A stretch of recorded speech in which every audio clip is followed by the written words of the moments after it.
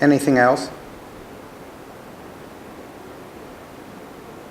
Well, if you are, if say you run a red light and it's caught on camera and you never have to delete it, then this could greatly, and then at that time you never get prosecuted, but years later, for example, it gets brought up in a different lawsuit against you, then you're getting punished for something you've done many years ago, and you can see that before technology increased like this would never have happened. Where's the Fourth Amendment violation in that? Well, because even though public hasn't been held to be outside your reasonable expectation of privacy, with being able to store data, it's become more invasive in these cameras, and so therefore you need to protect a person's privacy in the future so that you can't continue using this information against them. However, this isn't saying that all data that's collected for long periods of time is invasive.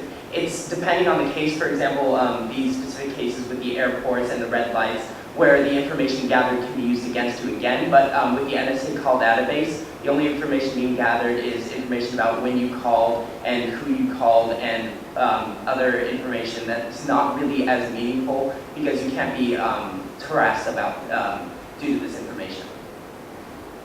The Fourth Amendment protects persons, places, and their papers should things like iPhones, and also the Constitution is a living document. I mean, it's open to interpretation, and certainly the framers could not have foreseen an iPhone. I couldn't. But anyway, so should that be interpreted as papers in the modern world? I would say that it should. We see in the oral arguments of Ontario v. Kwan, Chief Justice Roberts actually had an issue with figuring out where this reasonable expectation should now stand given all the new technology. And he found that it should really be based about the person's age and also how they feel about this technology, how well they can use it. So in the case of the iPhone, I would say that it should be included. We are now used to this new technology. Ontario v. Kwan is a case concerning a pager. A policeman exceeded his text limits, and as a result, his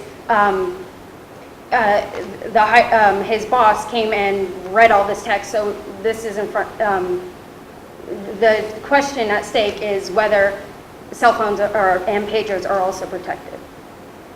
Can you imagine any form of data mining that does not implicate the Fourth Amendment at all?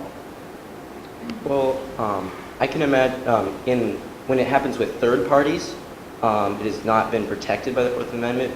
An example of this is Communications for Law Enforcement Act of 1994, CALEA. It allows government to go backdoor into all these telecommunication companies and get information from them that they did data mined, and this does not violate the Fourth Amendment and doesn't have Fourth Amendment implications in that way. Well, what about, for example, mining a database generated by a municipality's division of motor vehicles in the context of motor vehicle registration, driver's license issuance, and that sort of thing? Any Fourth Amendment implications in mining that kind of database?